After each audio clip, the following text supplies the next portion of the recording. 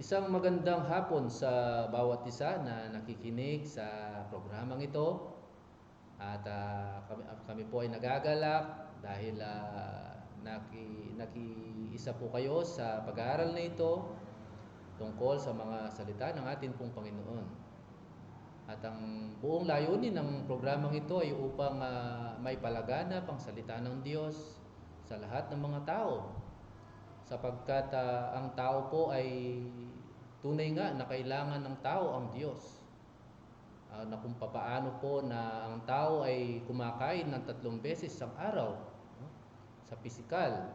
Gayon din po sa spiritual, na dapat ang tao ay kumain o makinabang sa spiritual na pamumuhay upang maging balanse po ang kanyang buhay sa harapan ng ating pong Panginoon. At sa hapon din na ito, matutunghayan din natin kung paano ang tao ay mailapit sa Diyos sa pamamagitan ng kanyang regalo sa bawat isa sa atin. Sapagkat ang tanong natin bakit kailangan ng tao ang kaligtasan? Bakit kailangan ng tao ang kaligtasan? Sapagkat unang-una, ang tao po ay nagkasala. Ayon po sa sinasabi sa Romans chapter 3 verse 10, no? Sinasabi po ng kasulatan, walang matuwid, wala ni isa, sabi niya. No one righteous, no not one. Wala po ni isa man sa atin matuwid na hindi nagkakasala, sabi nga po. And then sa Romans chapter verse 23, ang sabi po doon sapagkat ang lahat ay nagkasala nga at hindi nakaabot sa kaluwalhatian ng Diyos. Ibig sabihin po, lahat po ng tao ay nagkasala. Lahat po ng tao ay nangangailangan ng kaligtasan. Kaya sa hapon na ito, kung mamarapatin niyo po, kami po ay magbabahagi ng mga salita ng Panginoon tungkol po sa plano ng Diyos patungo sa kaligtasan spiritual. So alam naman po natin kanina, ang tanong natin bakit kailangan, sabihin natin na, bakit kailangan ng tao ang kaligtasan? Yun na nga po, no? Dahil nagkasala ang tao. At paano niya matatamo ang kaligtasan na pinagkakaloob sa atin ng Panginoon. At ikatlo, ano ang paraan ng Diyos kung paano po mailapit ang tao sa Diyos? Ano ang ginawa ng Diyos? Ayan. At pang-apat, ano yung resulta ng ating pagtanggap sa biyaya ng Diyos? Ano yung naging resulta? Ayan. So, unang-una, bakit kailangan ng tao ang kaligtasan? Unang-una, siya po ay isang makasalanan. Ano po ang gagawin ng tao? Unang-una po, ayon sa Biblia, ang tao po ay nagkasala. Amen? At doon po sa pagkakasalang yun, siya po ay nagkaroon po ng sumpa. Ang sumpa po ay physical na sumpa, no? Sabi nga po sa Romans chapter 6 verse 23, di ba? Ang sabi doon ang kabayaran ng kasalanan ay kamatayan. Di ba? So, kamatayan. Kaya po ang tao po ay namamatay. Ngayon, no, wala pong tao na hindi namamatay, maging mayaman ka man, maging mahirap ka man, maging educated ka man o hindi, di ba? Ano mang katayuan mo sa buhay, politiko ka man o ordinaryong tao, lahat po tayo ay darating po sa kamatayan. So nagpapatunay lamang na ang salita ng Diyos ay katotohanan. Na ang tao ay isang makasalanan. Bakit? Bakit po siya, paano po ba pumasok ang kasalanan sa sanlibutan? Alam naman natin, ang Biblia, ang sasagot, Romans 5:12. Ang sabi sapagkat kung paano sa isang tao ay pumasok ang kasalanan, Romans 5:12, di ba? At ang kamatayan ay nararanasan ng lahat sapagkat ang lahat ay nagkasala nga. So ibig sabihin po, sa isang tao, sino po ba yun? Ang ating pong mga ninuno, way back 2,000 years ago, no? Ang ating mga ninuno na si Adan, na tinutukoy po doon, no? Isang tao, pero kung titignan mo, dalawa sila, pero in-emphasize doon na isa lang siya sapagkat si Eva ay galing po sa tadyang ni Adan. So, isa lamang po sila, no? Si Adan, no? Naging isa sila. So, si Adan po ang talagang nilikha ng Diyos. So, nagkasala po sila sa harapan ng Diyos. At nasabi po doon sa salita ng Diyos, sapagkat sa pamamagitan ng isang tao pumasok ang kasalanan at ang kamatayan ay nararanasan ng lahat. Ano pong klaseng kamatayan yun? Kamatayang pisikal at kamatayang espiritual. Kaya sa hapon na ito, napatunayan natin na ang tao ay nagkasala at mayroon pong kabayaran. No? Yung pong mamamatay siya physical at mamamatay din siya spiritual. Spiritual, yung pong walang hanggang pag-iwalay ng tao at ng Diyos. Yung po yung impyerno na sinasabi po ng banal na kasulatan. Sa statistics shows, alam niyo po, tatanungin po nila yung tao. Pag tinanong na naniniwala ba kayo sa langit, 95% po ng mga tao naniniwala sila, no? Tanungin ng tao, 10% lang po ang naniniwala sa impyerno. Bakit? Karamihan po siguro, karamihan po sa tao ngayon natatakot po sa impyerno. Eh kung nga ang tao natatakot sa kamatayan, sa impyerno pa kaya? Di po ba? So kaya po ang salita ng Diyos ay nagpapahayag na dalawang destinasyon na pupuntahan ng tao, ang impyerno at ang langit. Di po ba? Sa Luke chapter 16 makikita natin doon. So therefore, we can say na ang tao po, pag hindi po nakakilala sa Panginoon, hindi niya naganap ang kalooban ng Diyos, hindi niya tinanggap ang biyaya ng Diyos, no? Sabi po sa kasulatan, no, siya po ay mapapahamak. Amen? Ayon po sa John chapter 3 verse 16. Ano pong sabi doon? Amen?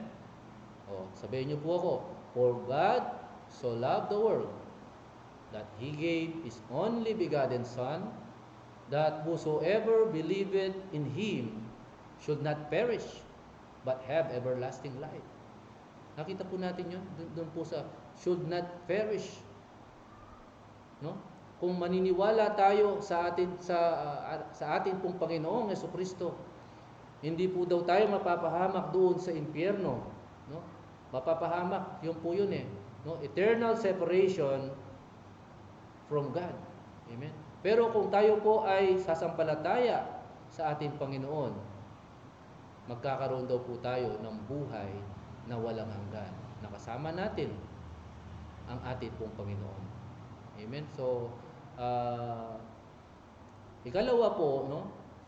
Ang pinakamaganda pong gawin natin, yung pong 3 points na matandaan natin para mayroon po tayong guidelines sa kaligtasan. Unang-una, admit that we are a sinner. ABC to salvation. Admit that we are a sinner. Amen. Tanggapin natin na tayo ay makasalanan. Amen. Kasi karamihan kasi sa mga tao ngayon minsan karamihan talaga kung tanggapin man natin na hindi, kung minsan self-righteous.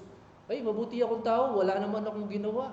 Yung po kasi sariling pagmamatuwid ng tao. Kaya po siya kung minsan hindi niya natatanggap, no, ang salita po ng Panginoon o ang kalooban ng Panginoon, nagaganap ang kalooban ng Panginoon dahil po sa pagmamataas ng tao. Amen. Isa po kasing bagay yan na hindi makasunod o makaganap ang isang tao kung mayroon po siyang pagmamataas. So, unang-una po, admit that we are a sinner. Amen. Let us admit in ourselves. Lord, sabihin mo, ako'y nagkasala sa iyo, Panginoon. Amen. Kagaya nung kasama ng ating Panginoon doon sa ibabaw ng krus, di ba? Sabi doon. Yung isa, sabi niya, kung totoong Diyos ka, iligtas mo ang sarili mo, sabi niya, at iligtas mo rin kami. Di ba?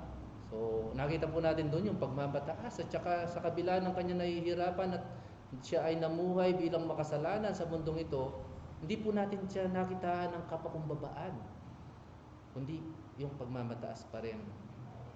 Where in fact, no, ganyan din po yung kinapahamak ni Satanas. Diba? Si Lucifer, nung siya ay nagkasala sa Diyos, siya ay nagmataas, di ba? I will be like the Most High God. Sabi niya, ako'y magiging... So, ibig sabihin po, unang-una po, ang requirements, o ibig sabihin yung mabubuksan yung daan sa atin, mga kapatid. Mabubuksan po ang daan sa atin papuntang langit kung po ang isang tao ay magsisi at tatanggapin niya ang kanyang at siya ay makasalanan. Amen? Ang Biblia na ay nagpapahayag po na ang tao po ay nagkasala. At ano po ang gagawin natin? Siyempre, pagsisisihan po natin ang ating pong mga kasalanan sa harapan ng ating pong Panginoon. Hindi na kailangan po yung kapwa-tao mo, sasabihin mo, ako'y nagkasala sa iyo. No.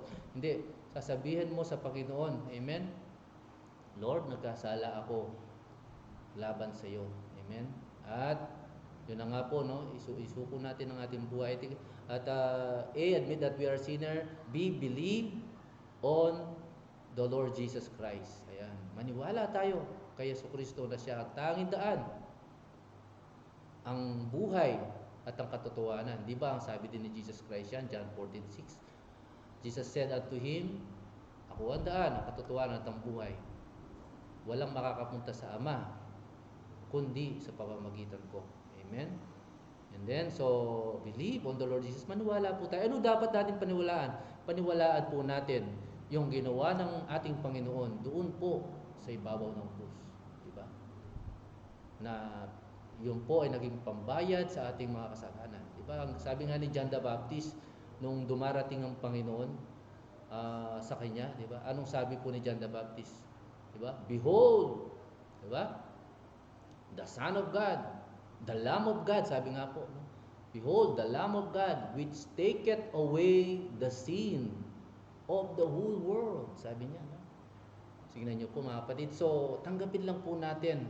At si Jesus, bilang yung ginawa niya bilang naging pambayad sa ating mga kasalanan doon sa krus ng Kalbaryo. Sa inabayubay, yung dugo na pumatak doon, na naging panlinis sa ating mga kasalanan. At sabi ng Biblia, amen, doon po sa John chapter 1 verse 12, anong sabi po ng Biblia dito?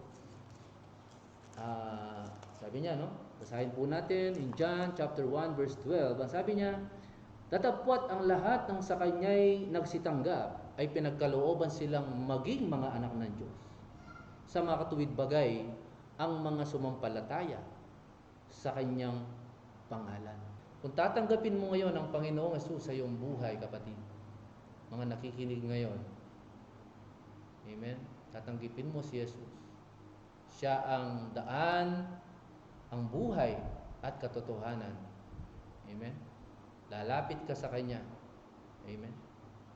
Tatanggapin mo siya bilang Diyos at sariling tagapagligtas. Maniwala ka sa Kanyang ginawa doon sa ibabaw ng krus. At tatanggapin mo na hindi mo kayang iligtas ang iyong sarili. Maging ang mga bagay dito na mga bagay na ating tinatangkilik, hindi tayo kayang iligtas. No? Natin na ang buhay natin dito ay pansamantala lamang. Kaya kailangan po ay dapat pong sure ang atin pong kaligtasan pagdating ng araw na tayo po'y kukunin ng ating Panginoon. Ang tanong natin sa sarili natin, tayo po ba'y nakahanda na? O hindi ka pa nakahanda? Tanggapin mo si Kristo ngayon. Amen? Okay, 2 Corinthians chapter 6, ang sabi po ng Biblia, sapagkat sinasabi niya, sa panahong ukol kita'y pinakinggan, at sa araw ng pagliligtas, kita'y sinaklolohan. Narito, ngayon ang panahon ukol. Narito, ngayon ang araw ng kaligtasan. Ngayon ang araw ng kaligtasan. Amen? Kung di mo pa kilala ang Panginoon, no? Ngayong araw, pwede po tayong makatamo ng mabuting balita ng ating Panginoon. Mapapasa atin ang buhay na walang hanggan ng ating Panginoon. Amen. Mapapasa atin ng regalong walang bayad ng ating Panginoon sa pamamagitan ng ating Panginoong Jesucristo. Maraming salamat po sa pagkikinig ng mga salita ng Panginoon tungo sa kaligtasan at ang Living in Truth Ministries dito po. At kung gusto niyo pong tumanggap ng kaligtasan tungo sa Panginoon, ng biyaya, regalong walang bayad ng Diyos mula sa ating Panginoong Jesucristo, sundan niyo po ang panalangin na ito. Ang kinin niyo po na ito po ay sa inyo, ang kinin niyo po na ito pong panalangin na ito ay nagmumula po sa inyo. Sundan niyo po ako. sa panalangin na ito. Tayo po yumuko at manalangin. Aming Diyos na makapangyarihan sa lahat, salamat po Panginoon sa hapon na ito na narinig ko po ang inyo pong mga salita na mula sa inyo pong mga salita Panginoon na unang-una ako po ay isang makasalanan. Lord, nagpapasalamat po ako sa inyo o Lord na dahil sa pamamagitan ng salita nalaman ko po na ako'y makasalanan, o Lord, tinatanggap ko na ako po'y makasalanan at pinagsisisihan ko ang aking mga kasalanan Lord sa inyo na naamin ko na hindi ko maliligtas ang aking sarili Panginoon at inaamin ko rin na ako po ay namuhay na malayo sa iyo at namuhay na walang Diyos o Lord at namuhay ako na wala po ang inyong presensya. Lord, pinagsisisihan ko po ang aking mga kasalanan Panginoon at sa hapon din na ito Panginoon nalaman ko rin po na may tagapagligtas o Lord na binigay niyo po ang inyong pong buktong na anak upang ako po ay matubos sa aking kasalanan. At ngayon pong hapon din na ito Panginoon, tinatanggap ko po kayo Panginoong Hesus bilang sarili kong Diyos at tagapagligtas. At kayo nawa po ay maghari sa aking puso Panginoon at kayo nawa po ang manguna sa aking buhay Panginoon. Lord, salamat po sa inyo pong walang hanggang awa Panginoon at pag-ibig sa akin Panginoon. Minahal mo ako kahit ako ay isang makasalanan Panginoon. Salamat po at gabayan niyo po ako Panginoon sa bagong buhay na aking tatahakin. Sa pangalan ni Jesus, ito po ang aking panalangin. Amen. So, kung sinunod mo ang panalangin na ito bilang pagtanggap sa ating Panginoon, dinadalangin ko sa Panginoon na patuloy kang lumago sa pananampalataya sa pamamagitan ng kanyang mga salita. At pagpalain ka ng ating Panginoon and we can say that kino-congratulate kita sa bagong buhay na inyo pong tinatahak ngayon. God bless po.